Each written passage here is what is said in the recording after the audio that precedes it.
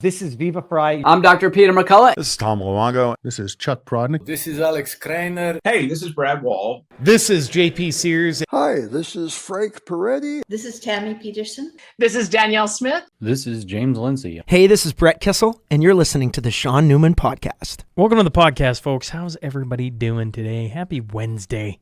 To all you parents out there with your kids at home, running around, probably running you ragged. Good. It's nice to have the kiddos at home. I'm not going to lie. Did you know you can hold physical gold and silver in your registered accounts? RRSP, TFSA, RRIF, or Kids RESP. And you can add physical and gold to those accounts, and your contributions are due March 3rd. You're running out of time. You still have time, though. And once the contribution is made, you can invest it into physical precious metals at any time. And let's just say the prices of gold and silver are high. They are, they're doing quite well. They're doing quite well. Don't take my word for it, though. Text or email Graham for all the details or questions around investing in precious metals, or for any feature silver deals exclusively for you, the SNP listener. Of course, when it comes to precious metals, I'm going to steer you towards Silver Gold Bull. My friends here in Alberta, with all their in-house solutions, whether buying, selling, or storing precious metals. Anytime you're on silvergoldbull.ca.com, just make sure to reference the SNP. Bow Valley Credit Union. They are your Alberta regulated, fully serviced financial institution. Alberta residents can take advantage of low or no-cost bank accounts, personal and business mortgage loans, credit cards, and investing. And Bow Valley Credit Union is proud to present their first in Canada e-metals account with the Wolf strategy, without lame fiat currency. The BVCU e-metals account has the best of both worlds of precious metals, physical precious metals storage, and the ability to easily convert to Canadian dollars to transact with direct deposit, e-transfer, bill payment, checks, wires, and credit cards with a BVCU bank account. What are you waiting for? Get out of those big old banks right now and come on over to Bow Valley CU. Just send Leanna email at welcome@bowvalleycu.com and get your membership fired up today. Caleb Taves, Renegade Acres, they do the community spotlight. Of course, we've been highlighting the Cornerstone Forum heading to Calgary, Alberta, May 10th. It is going to be electric. I want you there. And all you got to do is go down in the show notes. You click on the link. Everything there on the link is there about who's going to be speaking, hotels, the trade show. You can get your hotels right up there. You can sign up as a business to have your business there. I don't know, May 10th. It's going to be unfreaking real. And I would say if you haven't signed up to Substack yet, it's free. And you're going to see a bunch of stuff about the Cornerstone Forum all along with the week in review. And it's the one place, Substack I'm talking, where you can support the podcast. You can become a paid member, see some behind-the-scenes footage of the new studio, among other things. And maybe you want to be a part of the new studio. Maybe you want to be on the legacy wall with your name or your company's name. All you got to figure out is how your skills, labor, materials, money, any of those things, and we can find a way to get you on that legacy wall. If you're listening or watching on Spotify, Apple, YouTube, Rumble, make sure to subscribe and leave a review. If you're watching on X, folks, give it a retweet. Okay, on with that. Tale of the tape.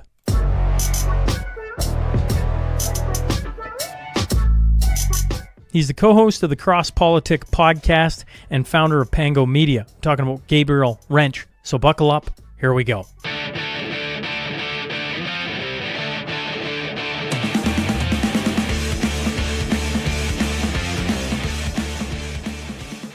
Welcome to the Shaun Newman podcast. Today I'm joined by Gabriel Rench. So, sir, thanks for hopping on. Thanks for having me, Shaun. You know, this is I don't know if anyone on your side told you the story, but so I'll tell it. I was going to tell it before we started, but so be it. This past summer, I took a road trip with my wife and 3 kids, and she's from Minnesota. So we drove from Canada and we did this huge long loop. And we went through this place called Moscow, Idaho. Yeah. And when I first interviewed Aaron Youngren, probably a year ago, maybe longer, I was like, where do you live? And he's like, Moscow. I'm like, what? You're talking Russia? He's like, no, in the States. I'm like, there's a Moscow in the States. Anyways, then I got to go through it this past summer and interview him a second time at Red Balloon. And so like when this came through, it's like, hey, do you want to have Gabriel on? I'm like, where's he from? I'm like, yeah, I could probably mess with Moscow again. So, sir, thanks for hopping on. Hey, man, small town that's having a big impact, I guess, and at least in your life. I would say, I would argue, going back to COVID days, a pretty big impact on North America, honestly. Yeah, that was, you're referring to probably my arrest and what happened in COVID in 2020. We just happened to be in a part of, I think, what made our town so impactful on the national stage is because we're in a conservative state, but in a blue dot of a city. We're University of Idaho's in our town. We're a college town. And so our city council, liberal council in a conservative state, they just tripped a lid in COVID, and they were like mandating you couldn't, even outside, you couldn't stand 6 feet apart without wearing a mask, or is just, even outside they were controlling us, and it was so weird. And so it became such a striking fight that locally for kind of in some spaces what was happening nationally. So we end up if for those who don't know the full story, but my city council during COVID shut down our town in March.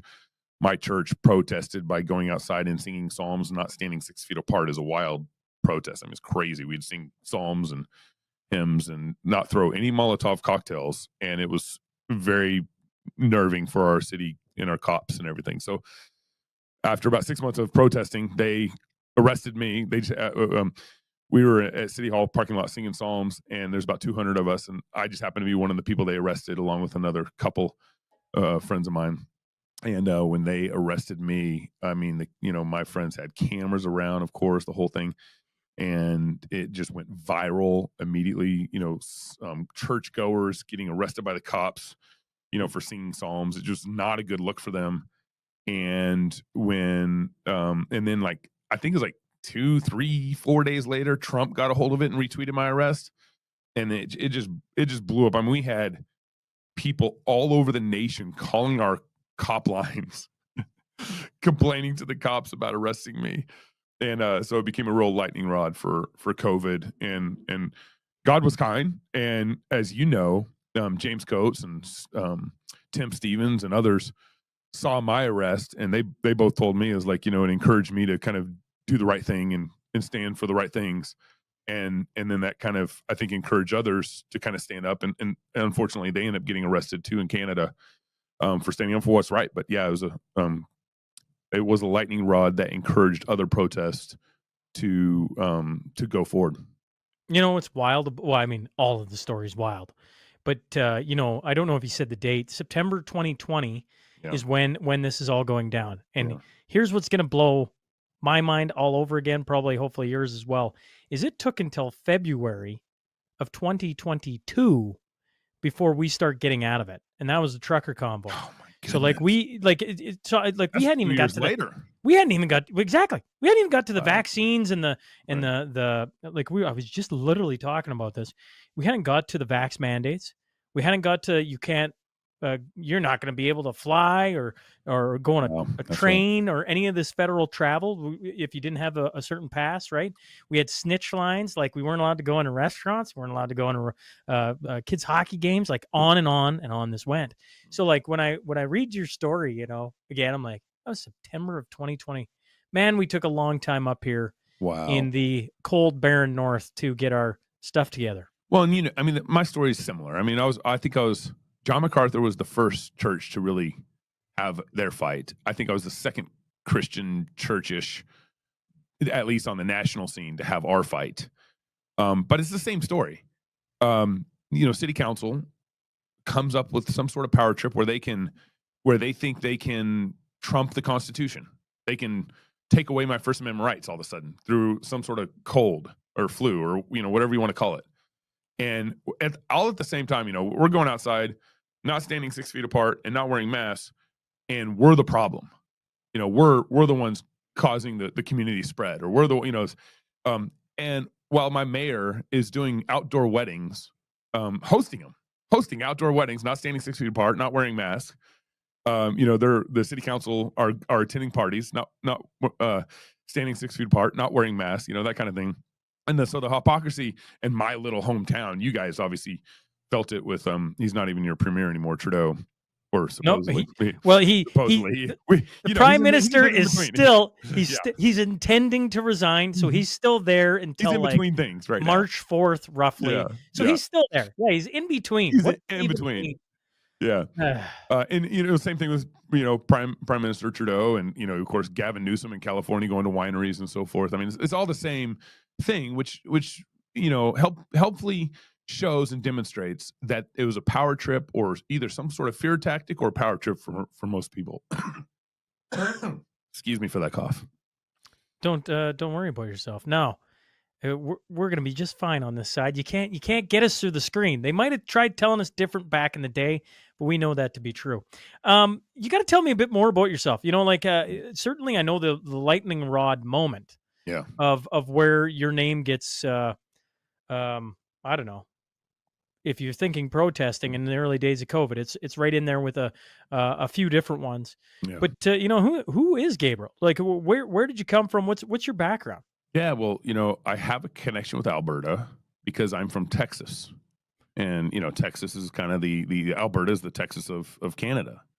So I was born and raised in Texas, I was born in Denison, Texas. And the joke for us Denisonians is we're on the border of Oklahoma. So we're the first line of defense for those Okies crossing that border. So that's how important Denison is in the politics of Texas. Grew up in Texas, lived in Tyler. My dad moved around a little bit in Texas, and then we basically landed in Garland, Texas, where I grew up for about 17 years in Garland. Went to school, played basketball in high school. That was kind of our big family sport, and was pretty successful there. And then my dad worked in the semiconductor industry, and I don't know if you experienced this, but my dad was never graduated college, but worked hard and grew up into the semiconductor world with the fabs from Texas Instruments, Intel, Hyundai Semiconductors. So over time, he became pretty successful in the semiconductor industry and got a job in Eugene, Oregon at Hyundai Semiconductors. And so that was the year I graduated high school. If you know anything about Eugene, Oregon, it is the I-5 corridor from Seattle all the way down to Eugene, Oregon. It is full of liberals. And when I moved from Texas to Eugene, Oregon, it was like going from, cowboys and Indians to VW buses and hippies. I did not fit in. It was so weird. So I was there in Oregon for about 1 year, and I went and played college basketball down in California and outside the Bay Area. And then over time, I worked in Colorado and eventually came to Moscow, which in 2002, I moved to Moscow to go finish my school at University of Idaho. And of course, that kind of gets you into kind of where I'm at immediately. I live in Moscow. I got a wife and 3 kids, and we have a little, I don't know, boutique ranch. We got 10 acres, we call it a boutique ranch, but it's, we affectionately love our property and what we have there. We got a couple of horses, stuff like that. So, I graduated college, married my wife, went into the workforce.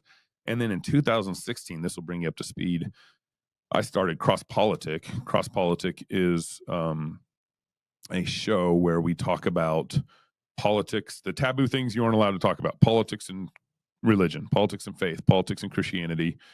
And that was in 2016. And interesting enough, that was 2 months before President Trump was elected. So that was in September 2016. Trump got elected in November of 16. None of us voted for Trump. On my host, Pastor Toby and Knox, we did not vote for Trump. I didn't, because I just couldn't trust him. Trump at that point in time, he's running as a Republican. Well, I just knew 10 years before that he was a Democrat. I knew 15 years before that. He'd slowly changed over time because I think the Democrats left him.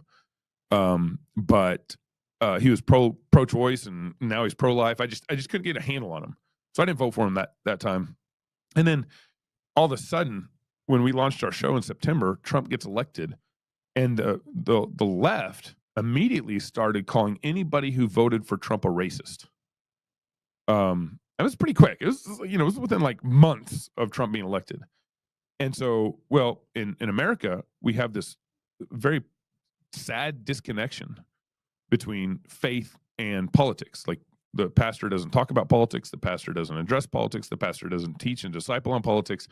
And so I think our show gained a lot of traction because we were like, just because you voted for Trump doesn't mean you're racist. And so we started applying the Bible to everything that had been going on in our current political situation with Trump, and so our show grew significantly that year over time. And then, of course, the Russia collusion stuff happened. Eventually, the Hunter Biden laptop stuff starts coming into play. Other things that Trump had been doing, his nominations to the Supreme Court, the whole Justice Kavanaugh thing that happened, where all these false accusations were being thrown at him, stuff like that. So we just would walk everybody through. Here's what the Bible says about, what's happening with, let's say, Justice Kavanaugh. For example, there's a biblical justice to charges. Your accusers need to have a name. You can't just be accused anonymously. Your accusers, their stories need to corroborate. This is all just biblical justice, basic biblical justice stuff. And so you could just kind of walk through the biblical justice of what's going on and disprove, the charges against Kavanaugh and that kind of stuff. So we, our show grew significantly kind of through that process with Trump and everything. So now what I do is I host CrossPolitik. Been doing that for 8 years. We're on DirecTV and, of course, podcasts and all that stuff. I have a number of businesses that I'm working on. I have my own public relations agency, Pango Media. Pango, my son, when he was 2 years old, he had a little beanie baby. It was a penguin, little beanie baby penguin. And he called it Pango. And this was 2014, 15, something like that. And one day I said, I'm going to make a company name out of that. So I got a public relations agency named Pango because my son's beanie baby. So Pango Media is my public relations agency, and I also have a business network, a Christian business network, businessmakers.network, that we're actually launching and rolling out now, and be fully up and running in March. Very excited about that, bringing business leaders across the nation and Canada together and everything. So kind of a entrepreneur and host of CrossPolitik, kind of what I do now. And in between, I'm just getting over having a week-long fight with pneumonia, and it's been a very difficult week. It's so good to be with you, Shaun, in a cheerful show to kind of get over this pneumonia. So if I go back to 2016, you start your show, you said none of you voted for Trump. So do I assume then you all voted for Hillary? No, I think I wrote in like Ron Paul, I think, or I might have wrote in my pastor just for fun. I can't remember. Actually, I really can't remember. So you weren't okay. So then I'm curious about this, because I'm like, okay, so you weren't on the side of like, oh no, the Democrats are gonna, Hillary's gonna be the next president. You're like, no, you're critically looking at this. You're already skeptical of the political scene, I would say. Would that be fair? Yeah, my thought process was I couldn't trust Trump, and I said, and so I couldn't vote for him. And I knew Hillary was going to be bad for us. I mean, that was just a fact. Trump was a little unknown in the sense that maybe he could be good for us, maybe not. I didn't know, but my issue was with trust. You want to be as principled as you can when you vote for politicians. And so one of my principles was I want to vote for someone I trust. And I couldn't meet that bottom barrier for Trump that first time around. Now, the second time around, obviously, I'd seen what he did for 4 years. And so I knew where I was going to agree with him on. I knew where he's going to execute on. And I knew where I was probably going to disagree with him on. I could trust him then. So I did vote for him in 2020. What do you think of, in the last, I don't know, what has it been? A couple weeks since his inauguration? Yeah. I'm curious, I would say this about Idaho. The first time I'd ever been through it was this past summer. And when I was driving through it, I'm like, yeah, now this is my type of state, really, really enjoy it. Yeah. So I kind of get a feel for maybe I'm wrong on this, on Trump and the thoughts there. But here on the Canada side, we see the tariff thing, right? Yeah. And so then everybody goes scrambling everywhere, and that's its own story from a Canadian perspective. Yeah. Curious, what do you see? Like, what do you think of Trump's, first few weeks in office? Mm-hmm. So first off, I believe the election was stolen from Trump in 2020 for multiple reasons. I think COVID laws that affected elections and stuff like that had popped up. a number of things that had happened. But at the same time, I am 2020 hindsight. I'm grateful he lost the election in 2020 because I think he's more prepared now than he would have been if he would have won the election in 2020, and he has more of the populace behind him. I think he has more people behind him doing what he's doing now than he would have in 2020. And the ambiguity of 2020, if he would have won, there still would have been a lot of ambiguity there. So I think the clarity of what's happening in 2024, I'm very grateful for. And I think Trump is more focused and understands the plays he needs to run in a way I don't think he understood in 2020. So very grateful in one sense that he lost the election, because I think he's doing a way better job than he would have been in 2020. You think when he got elected in 2016, it was his first time in, political office. He didn't know anybody. He didn't know who to appoint. People would recommend appointments. They'd end up appointing someone who was against Trump's vision for what he wanted to accomplish. And then you had the lies of Russia collusion that immediately started happening. So his whole first presidency was a dogfight. Now he's got a lot of clarity and everything. So that's the big idea. Now I'm super excited about what he's doing in office right now. Now I do have I think he might be doing this. I think he might know there's a judicial fight coming. I am a little nervous about all the executive orders that he's issuing. I would prefer Congress make law, but he's issuing executive orders to the branches that are under him, and he has a right to do that. But the Congress has set up this whole bureaucratic system. Congress votes in the bureaucracies. Congress votes in the departments, and Trump now can basically govern by executive order through all these departments. So I'm a little nervous about that, even though I agree with a lot of them. I would like things. I would not like to have so much power in the president's hands. I would like Congress and the president and the judiciary be more balanced than it is right now. But that's an issue they need to figure out. Congress needs to figure out and everything. But Trump has the leeway right now, and so I'm very excited about what he's doing. As it regards to tariffs, tariffs are a bad policy. I'm against tariffs as a policy. I'm for tariffs as a tool, as a tactic, as a fight, as a means. Because all tariffs ultimately are is you're just taxing your own citizens. That's ultimately what a tariff is. It's just a tax. But if we're giving Canada $200 million a year, if Canada's borders are leaking in fentanyl and stuff like this, if Canada is letting in illegal immigrants into our nation and not doing anything about it, then I have no problem using tariffs with Justin Trudeau to get him to do his own duty as prime minister in Canada.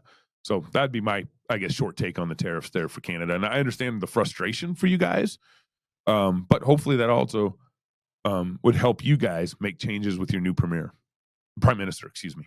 Yeah, well, Trump called him premier, so he's calling him governor. He wants him to be calling him governor. That's right. He's calling him governor. Yes, I mean, Yeah. like, you gotta love the dig. Well, I mean, I don't know. I love the digs because it's Justin Trudeau in office, and it's hilarious to me. Like, he was blackface Trudeau for me forever since I found out he did the blackface thing. It's well, he's fancy socks, he's blackface, he's everything but a good leader. Like, I mean, it's the long list of things that you can go down with him. Yeah. I'm curious. Your background of politics Mm-hmm. and faith and like melding them together. Yeah. I remember when I started this show, and I'm a hockey guy, and so like in sports, what are the two things you don't talk about? Politics and faith. You just don't do it. Yeah. And yet, I don't know about you, and certainly would love your thoughts on it. They pretty much make the world go around, right? Mm-hmm. Like, they're two of the most, obviously I put faith before politics as being the most important subject to really talk about, start to understand, to wrestle with, to realize there's things at work here that go beyond me and you. Yeah. And, like, we're not going to talk about that? Like, that seems like the greatest trick the devil ever pulled, is making us go, oh, you don't want to talk about that. Don't talk about that. I remember so I was living in Texas. I must have been like 7, 8 years old, something like that. My mom took the kids to go visit Grandma and Grandpa in California. We did this train ride from Texas to California to visit Grandma and Grandpa back in the 80s. And I remember sitting down at my grandpa's table, fixing to have dinner, and he prays, and then he starts talking. He said, "There's two things you never talk about together. That's faith and politics." And then he was the only one allowed in the room to talk about faith and politics. And so that play is there for the sheep to be afraid of mixing and matching.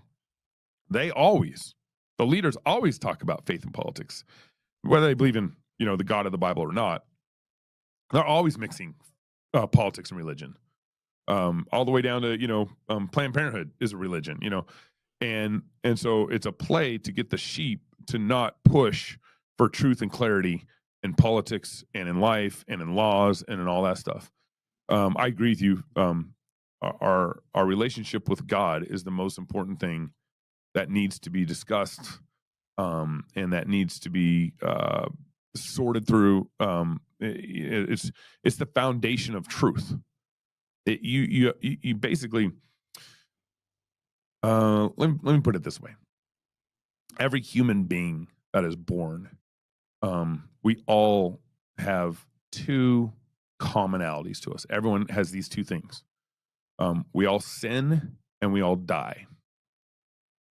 And how you answer those questions determine how you view life and where you go after you die. How you treat each other on this earth, or and where you go when you die. How what kind of laws you make. Those we all sin and we all die affect everything. And so I want, if we all sin and we all die, well, I want a worldview that answers those questions for me well. Evolution doesn't answer that question for me well at all. In fact, evolution doesn't even have a category for sin. It's just kind of like a survival of the fittest kind of thing. And so going to the scriptures, I think the God of the Bible, I think the scriptures define and answer those questions overwhelmingly satisfactory to me. Okay, if I'm a sinner, I sin. How do I get my sin dealt with? Well, you get it dealt with in a God who sent his only son to die on the cross for your sins.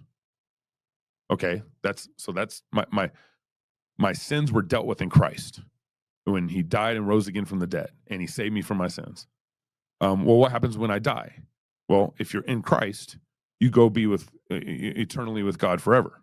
You have your relationship with your Father is fixed forever, is made right forever.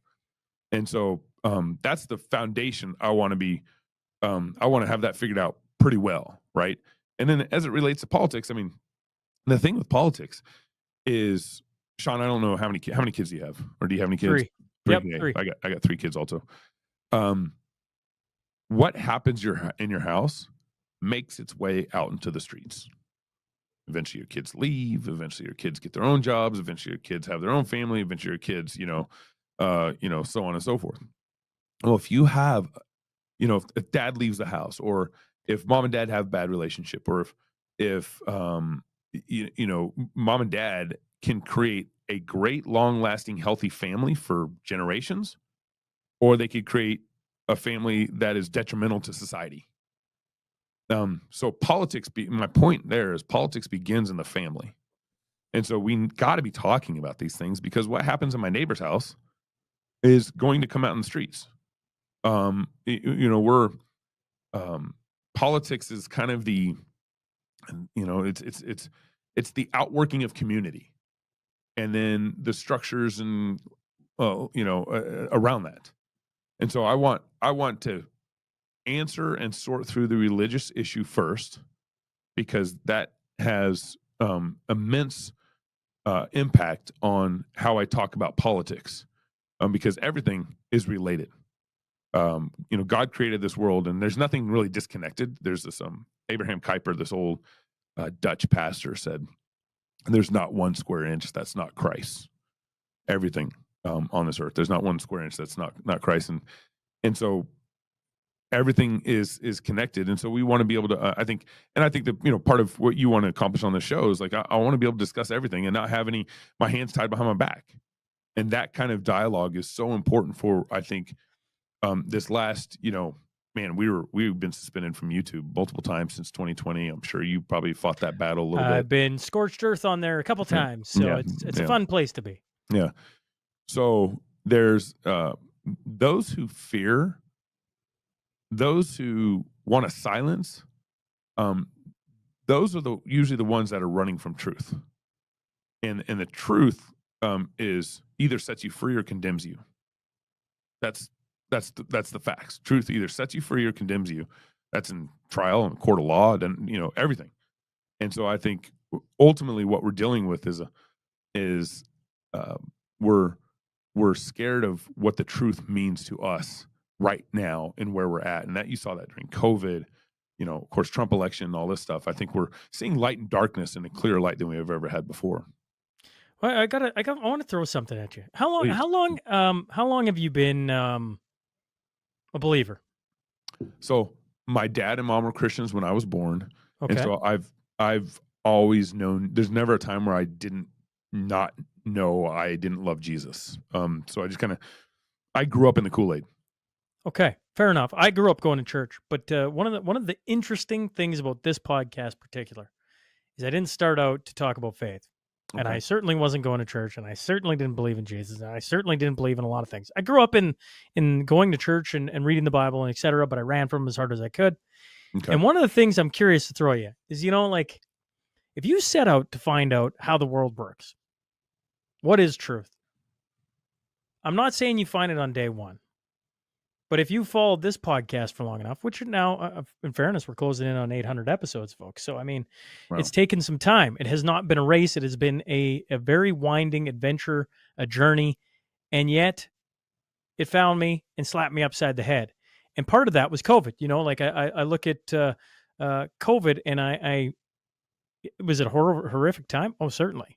But the amazing things that have come out of there is insane. And so I guess the question is, if you have open dialogue where you go back and forth, you ask questions, no topics off limits. I don't know what would happen in a Muslim country or whatever third world country. I have no idea. But if me and you just get to start out blank slate, we're going to talk about everything. Mm-hmm. Don't you eventually get to this conversation? Like, how does the world work? Where do we go after?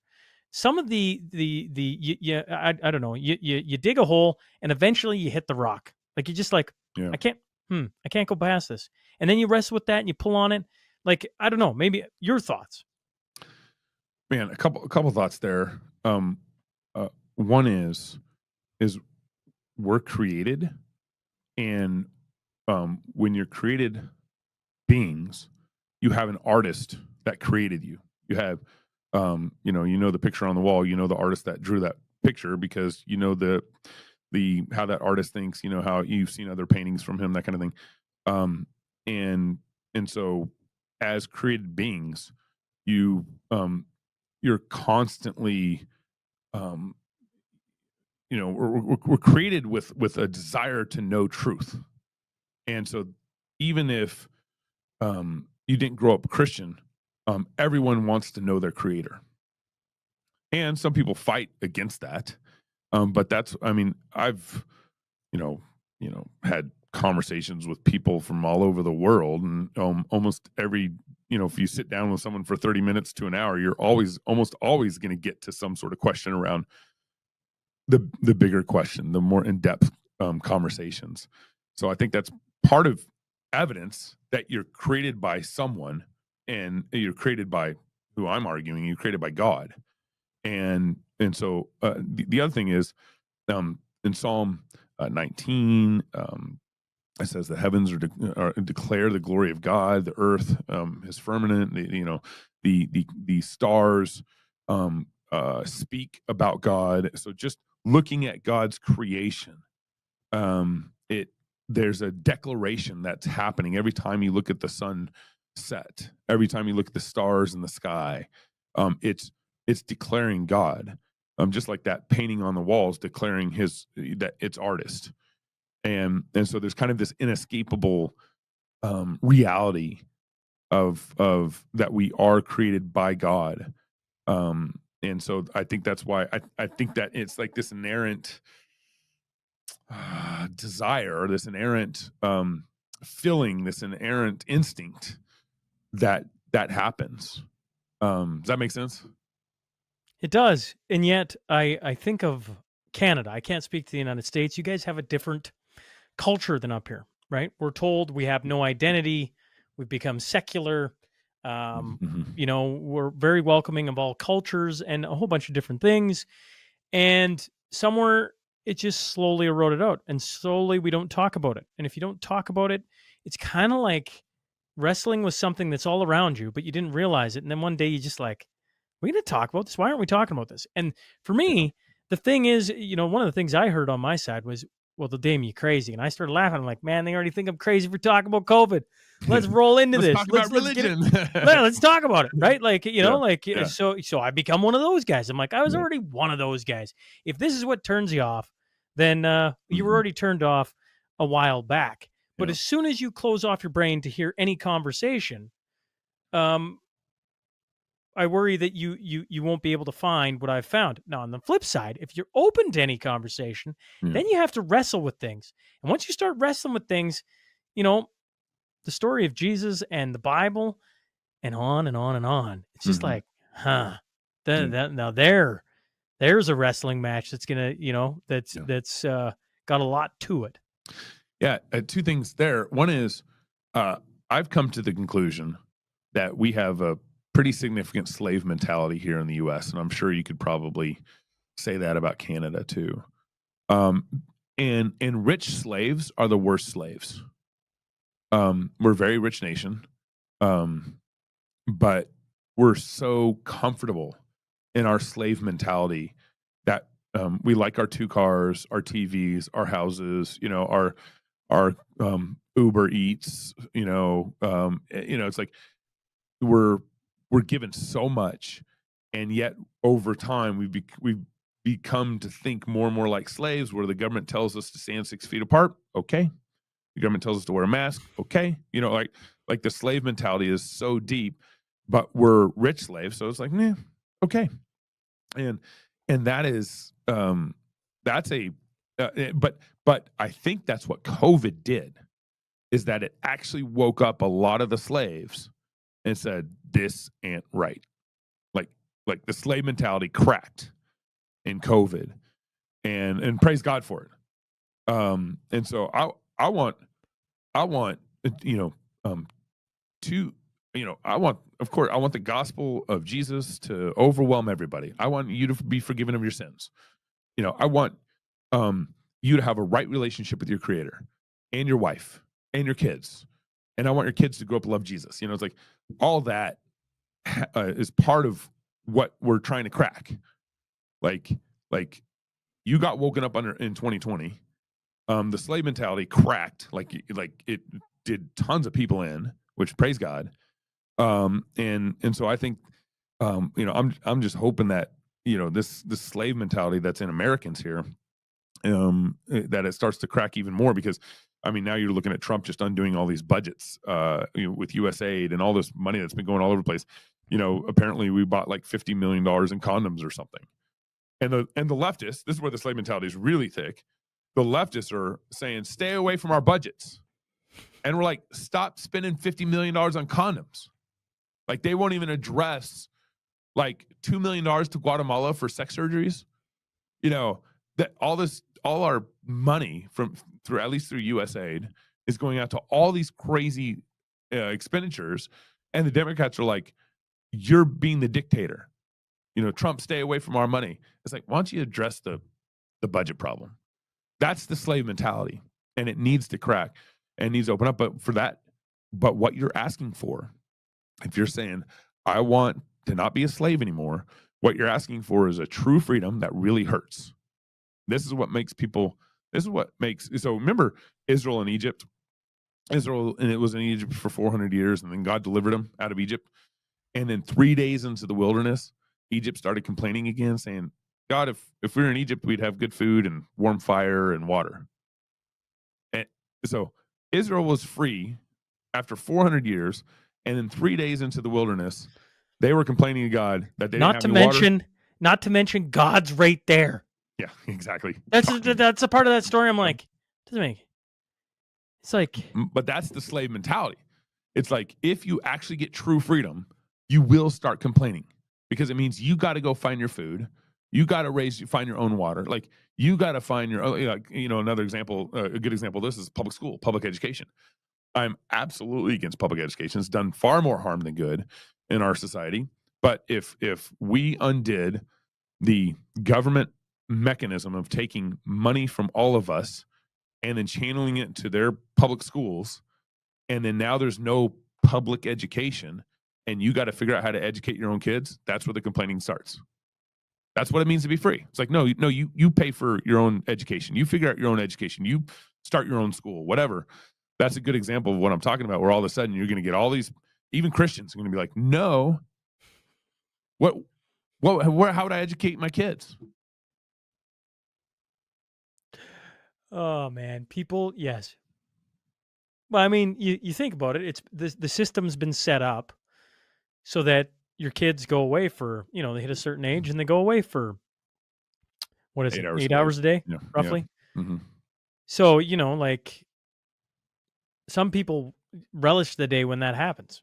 Yeah. So, I've interviewed enough homeschoolers on this side where there's, like anyone can do it. I would argue that you want to have your stuff in line, right? You gotta, get your stuff in line. Mm-hmm. But like they talk about, there's some days where you want to you're like, what am I doing? But I equate it to, I coach U7 hockey here, so little guys. Yeah. And it's once a week. I'm like, what am I doing? Yeah. This is the toughest job in the world. Yeah. And all it is hurting cats, and they're just having fun. They're just they're 5 and 6 year olds, right? Yeah. On skates, and not realizing that those skates are sharp, and you're just like, stop kicking, stop doing this. Yeah. So I can, we're in a world where, man, you don't even need to remind your people when that happens, when you're feeling, oh man, coaching hockey is so difficult this week or whatever. That's a good reminder that, hey, freedom is hard. It's good, it's glorious, and it's difficult. Those days when you're working with your homeschool kids, or I got my kids in. We got a Christian classical school here in town. I send my kids to school too. And I also coach. I coach junior high girls basketball and varsity girls basketball, and the same kind of thing. I mean, I just got done with my varsity season. I got 2 weeks left with my junior high season, and I'm in the middle of all this. And it's you got 3 months of late practices and games. But it's another good reminder that freedom is good, it's glorious, and it's hard. Every time you start your own business, that's difficult. But guess what? I got friends in the UK, and I started my own public relations agency, and I started my own business makers network, and started my own podcast, those kind of things. And one of my friends in the UK said, you Americans just can start stuff. Like that's not the UK, the Great Britain mindset. Just go, you don't like working for this employer? Go start your own business. And they're like, what? Right? So there's a funny, each nation obviously has their own kind of slave mentality and stuff, but that's the point is freedom is good and it's glorious and it's difficult. And that's the road we should always want. I don't want the government taking care of my kids' education. I don't want the government taking care of my retirement. Social Security is probably not even be there for me when I die anyways. I don't want the government taking care of my health care. That's doing far more harm than good. I don't want the government taking care of, just kind of go down the list. Actually, this might be interesting for you. In the Bible, God gives us 3 governments. Okay, He gives us the civil government, He gives us the family government, and He gives us the church government. Those are the 3 defined governments, and that He gives authority to. And each government, this is a Protestant doctrine or a Protestant principle. This is where our Constitution principles of a Constitution came from. Each government is defined and has limited authority. Limited authority. That's really important. God defined the civil government. He defined the family government. He defined the church government. Each government, He gave them authority, but He also gave them limited authority. So, for example, we look at like Romans 13. The government's job is to deal with bad guys and encourage the good guys. That's Romans 13. The government's job is to enact justice, okay, and be judicial and not have unequal weights and measures. Okay, that's to deal with, and that would include like capital crimes and legal issues, and so that's the government's job. The government's job is largely like a legal job. The family government, think of Ephesians 6. And they're supposed to raise the kids and nurture and admonition of the Lord. The family's mom and dad's job is to, put it this way: mom and dad's job is the Department of Health, Education, and Welfare. That sounds like a government job. No, it's the families, right? Health, education, welfare. That's my job, not the government's job. And then the church's job is to disciple the nations, preach the gospel, administer the sacraments, and then lastly to enact church discipline, its own form of discipline. So if a husband cheats on his wife and doesn't repent, then their job is to excommunicate that husband out of the church. But each government is defined. Like the church government job is not to administer capital punishment. God gave that to the civil government. That's not the church's job. The family's job is not to, play cops and play cops out in the streets. That's the civil sphere. And so if we actually would just go back to basic biblical definitions of our government, and that would reel in a lot of the craziness that we see right now. And just being able to function off those categories, those 3 categories that God defines. So it's not like we're making things up here as we go. We can't. But God defines the civil government's authority. God defines the family's authority, and God defines the church's authority. And it actually would be just so much of a blessing to all of us if we got back to even that basic understanding. You ever see that happening? I believe that Jesus is king, and I believe that he wins over the course of history.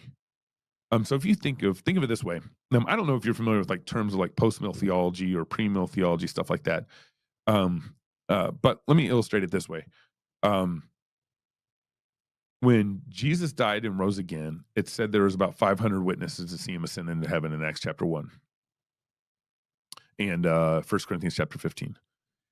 And by the time Paul died, it was, probably around 63 AD, maybe 64 AD. And Paul, of course, wrote a lot of the New Testament. And so let's say by the time Paul died, maybe there was 30,000, 100,000 Christians in only kind of in the, Israel, Turkey, Middle East area, whatever. And probably Christianity had probably gone farther than that by the time Paul died. But